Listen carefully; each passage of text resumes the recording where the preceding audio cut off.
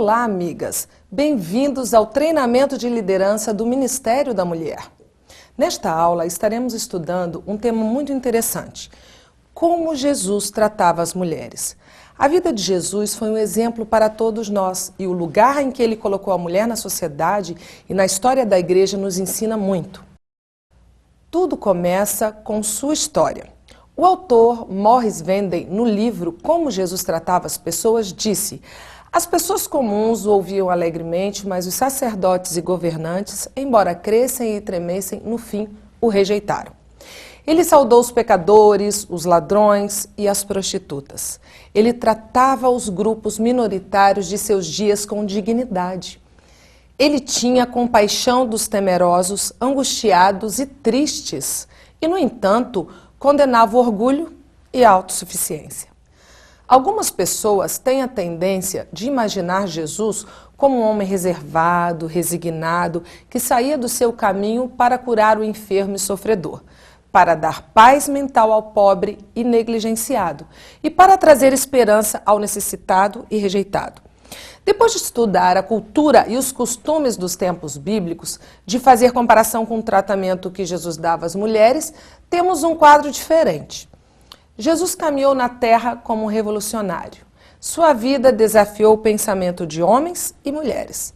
Depois de terem um encontro com ele, suas vidas eram transformadas para sempre.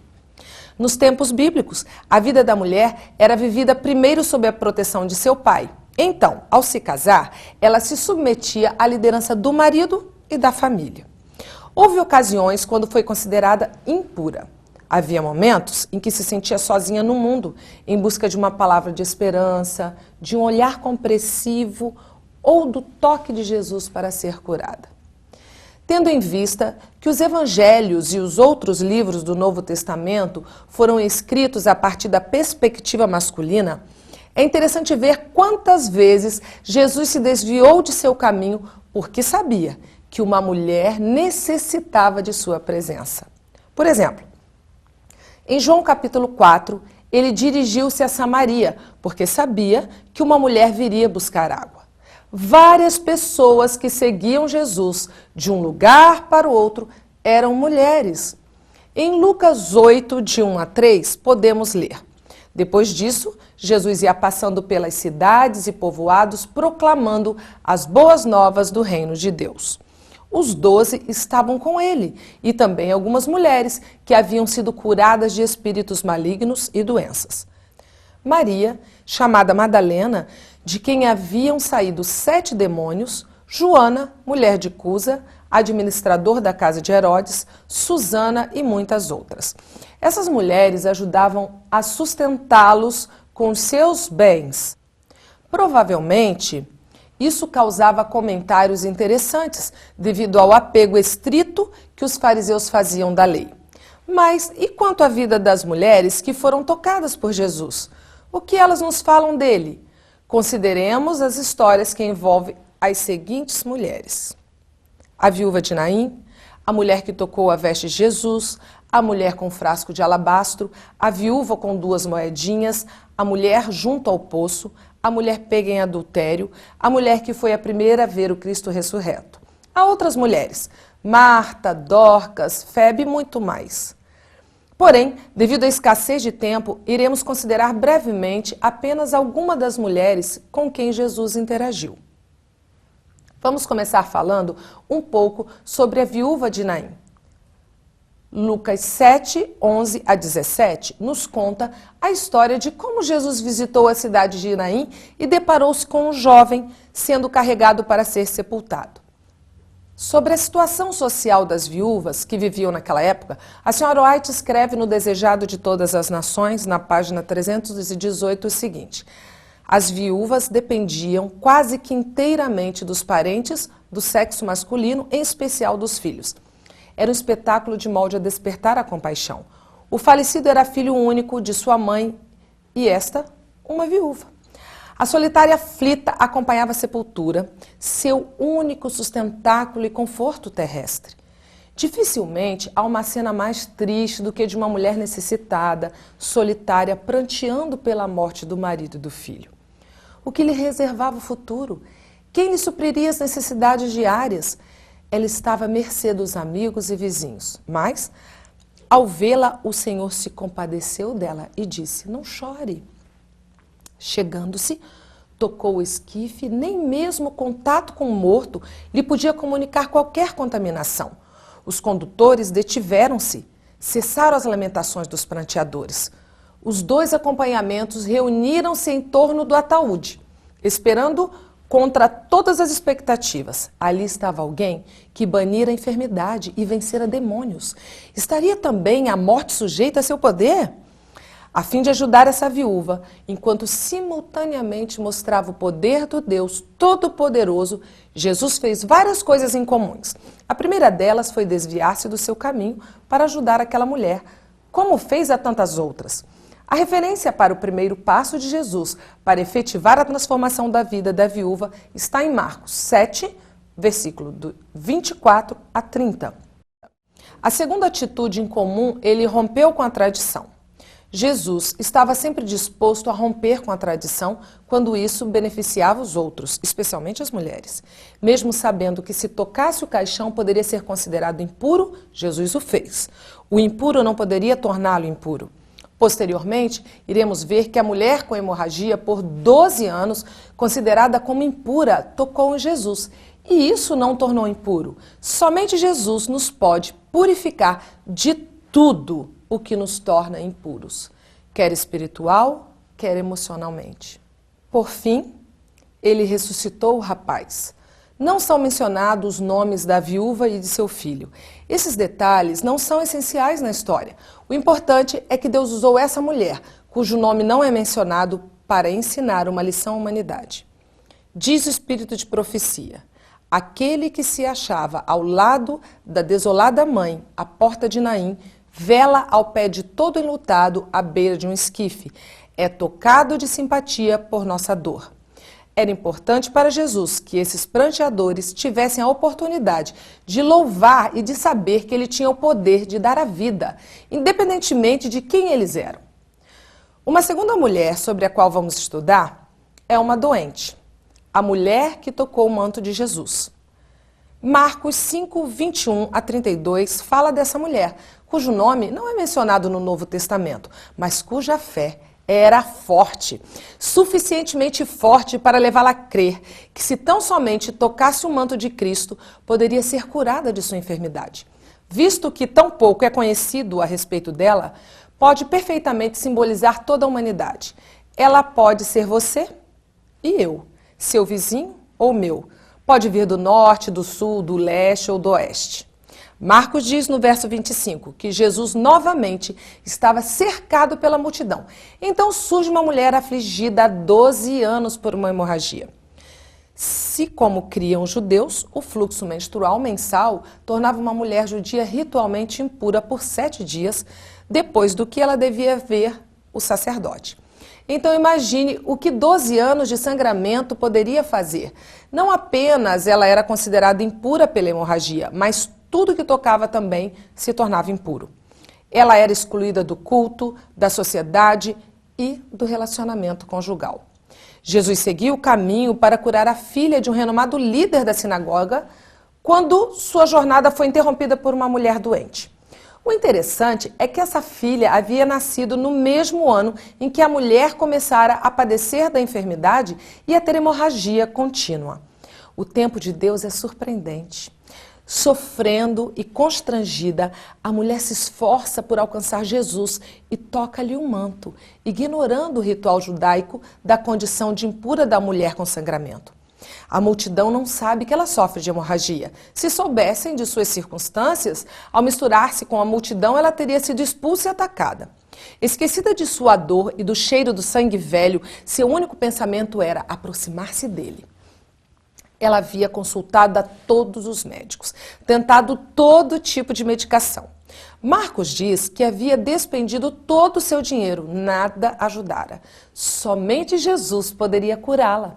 Assim, arrastando-se ao pressionar e empurrar a multidão, ela conseguiu aproximar-se e tocar-lhe as vestes.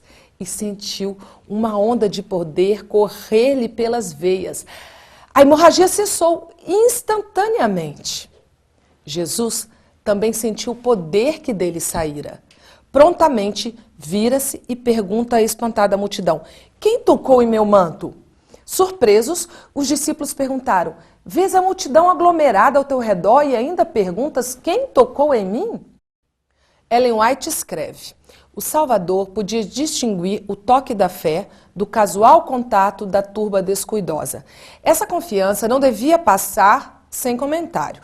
Queria dirigir à humilde mulher palavras de conforto que lhe serviriam de fonte de alegria. Palavras que seriam uma bênção aos seus seguidores até o fim dos séculos.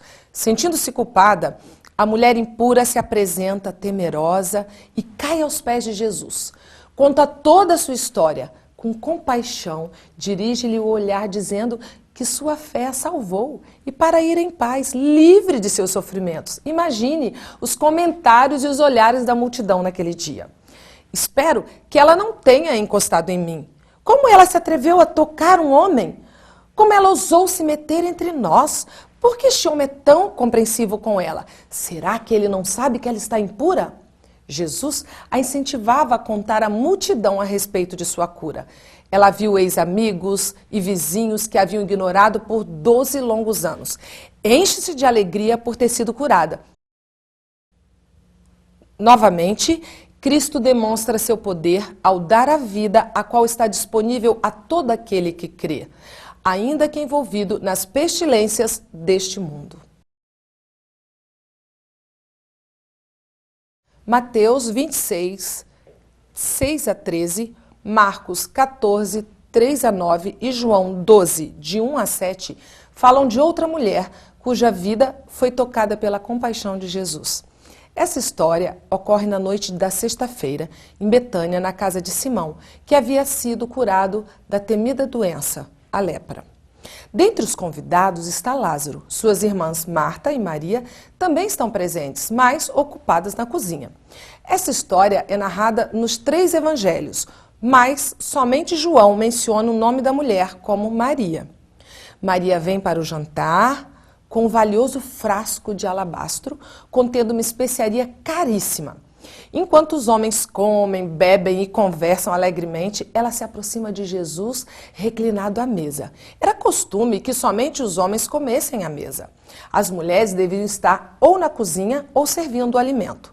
Elas comiam depois que os homens tivessem terminado a refeição. Portanto, mesmo que tivesse entrado no aposento apenas para servir, Maria estaria fazendo algo raro. Que comoção esse ato provocou. Não apenas o aroma do perfume inundou o local, mas muitos convidados ficaram contrariados com o valor pago pelo perfume, que, segundo pensavam, fora mal empregado. Um famoso autor escreveu que o valor gasto era muito alto, lembrando-se que 300 denários seriam mais ou menos suficientes para prover pão para 5.000 homens e suas famílias, e que o salário normal de um trabalhador era de 1 denário por dia. De acordo com Marcos, capítulo 14, verso 15, o perfume poderia ser vendido por 300 denários. Um outro autor nos diz que ela colocou-se atrás de Jesus de Nazaré, colocando-se sobre ele que estava reclinado sobre o cotovelo. Maria, deliberada, notória e audaciosamente, ignora um costume de 2.000 anos. Agindo rapidamente, derrama o nardo da Índia sobre a cabeça do mestre. Então, João acrescenta, derrama mais perfume sobre seus pés. E rompendo na sala de banquete dos homens, uma mulher ousou ungir um homem da cabeça aos pés. Quebrando o frasco, ela derrama óleo sobre a cabeça e pés de Jesus. Então, por não ter uma toalha, o que Maria faz? Desata seus longos cabelos e mostra-os em público. Temos dificuldade de compreender esse agravo porque, naquela época, somente as mulheres impudentes das ruas usavam os cabelos soltos para que todos os vissem e admirassem. Mas Maria viera à festa para ungir seu Senhor e Mestre antes do dia de sua morte que se aproximava. Não havia ele falado muitas vezes a esse respeito? Aparentemente, os homens não compreenderam o significado de suas palavras, mas uma mulher levou-as a sério e estendeu a mão a Jesus quando ele necessitava de apoio. Judas criticou e condenou a mulher, mas Jesus extraiu uma lição destacando a proximidade de sua morte. Os homens ficaram boquiabertos diante da audácia da mulher, mas Jesus compreendeu o que ela estava fazendo.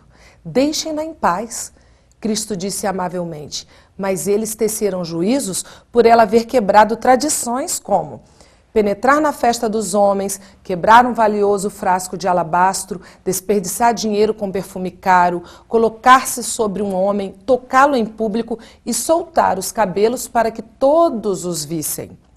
Cristo coloca o nome da Maria nos livros da história cristã. Eu lhes asseguro que em qualquer lugar do mundo inteiro onde este evangelho for anunciado, também o que ela fez será contado em sua memória. Que lindo registro da vida de uma simples mulher.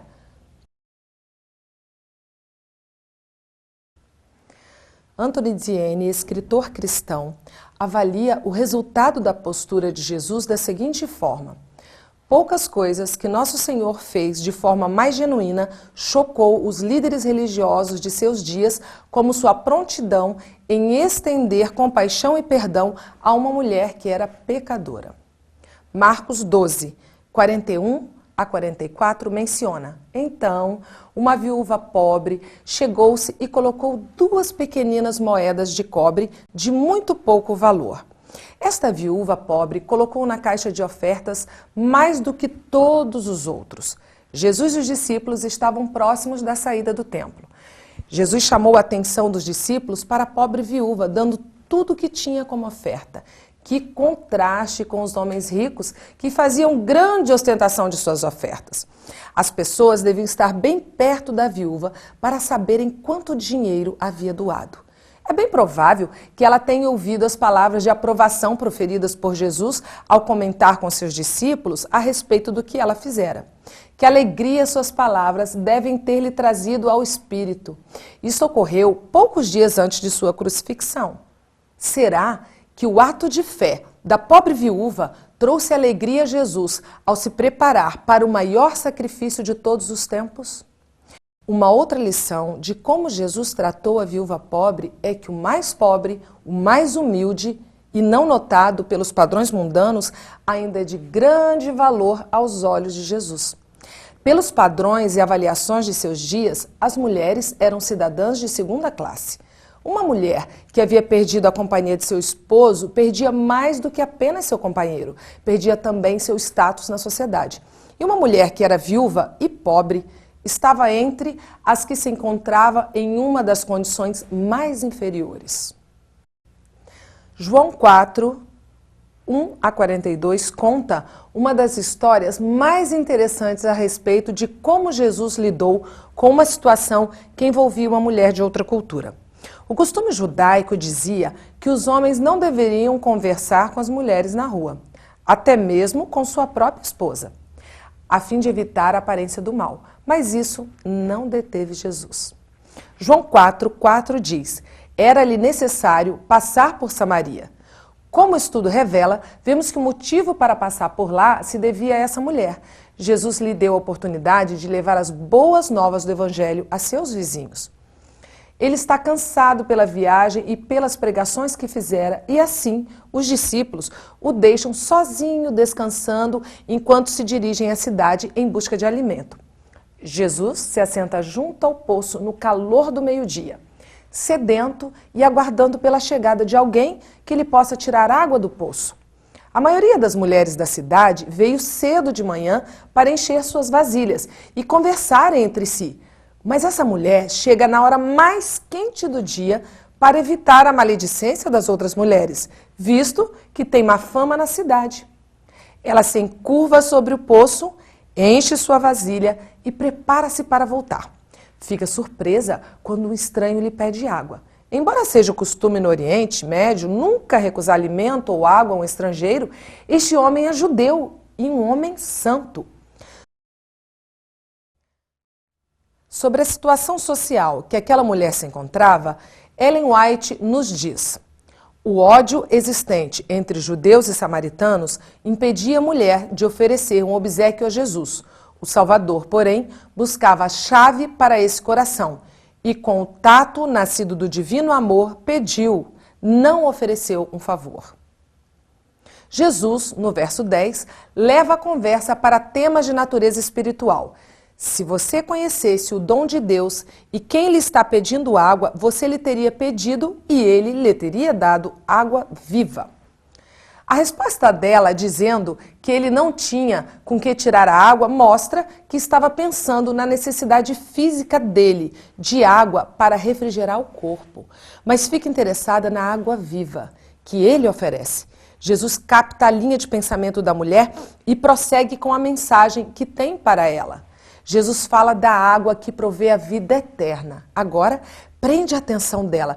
Como ela gostaria de não mais precisar vir até o poço para pegar água a cada dia. Então Jesus muda a conversa para o pecado em sua vida. O que a separa das outras mulheres da cidade?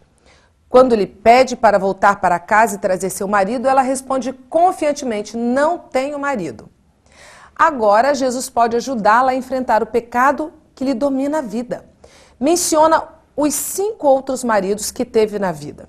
A mulher fica a perguntar-se que tipo de homem é esse, estrangeiro, que conhece seus segredos do passado. Mas no verso 19, ela reconhece que Jesus é um profeta. Menciona o Messias e Jesus lhe revela como o Messias. Assim que acaba de ouvir essa maravilhosa informação, chegam os discípulos. Eles ficam horrorizados ao verem Jesus conversando com uma mulher, não apenas uma mulher, mas uma mulher samaritana. Ela já aprendera muito e, surpreendentemente, deixando o seu cântaro, a mulher voltou à cidade. Esta é uma mulher transformada, que já não mais teme olhar no rosto de seus vizinhos. Agora tem boas novas para partilhar. Será que ele não é o Cristo? Seu rosto tem um aspecto diferente e irradia alegria. Quais são os resultados do encontro de Jesus com a mulher samaritana junto ao poço? Ele não a condenou, antes lhe deu esperança. Ela partilhou as boas novas com seus vizinhos. Alguns vizinhos vieram ouvir Jesus. Muitos samaritanos daquela cidade creram nele por causa do testemunho dado pelaquela mulher. Porém, a mulher e seus vizinhos não foram os únicos a serem afetados. Ellen White continua dizendo que Jesus começara a derribar a parede de separação entre os judeus e os gentios e a pregar salvação a todo mundo, conquanto o judeu misturava-se sem restrições com os samaritanos, anulando os costumes farisaicos de sua nação. Apesar de seus preconceitos, aceitou a hospitalidade desse povo desprezado. Dormiu sob seu teto, comeu com eles à mesa, partilhando do alimento preparado e servido por suas mãos. Ensinou em suas ruas e tratou-os com a máxima bondade e cortesia. Mais uma linda história da compaixão de Jesus pelo pecador é contada em João 8, de 1 a 11. E mais uma vez é o retrato de uma mulher que ilustra o quadro. Trata-se de uma mulher da rua que ganhava sua vida de forma mais difícil de todas, vender seu corpo a qualquer homem que tivesse dinheiro para pagar seu preço. Talvez não tivesse marido ou pai para protegê-la e sustentá-la. Os homens a usavam, abusavam dela e se recusavam a reconhecê-la em público. Visto que sabiam tudo a seu respeito, recusavam-se a falar com ela, mesmo diante de sua tremenda necessidade de um amigo. Então, chega o dia em que é pega no ato. E embora o homem fuja, ela é arrastada pela rua a fim de ser apedrejada até a morte, a punição por esse tipo de crime. A lei requeria que ambos recebessem o castigo, mas obviamente tratava-se de uma armadilha. Jesus se encontra na cidade. Ela cai encurvada, sentindo-se profundamente envergonhada, aguardando pelas palavras de condenação certa. João, o discípulo amado, registra as palavras então proferidas por Jesus. Mulher, onde estão eles? Ninguém a condenou?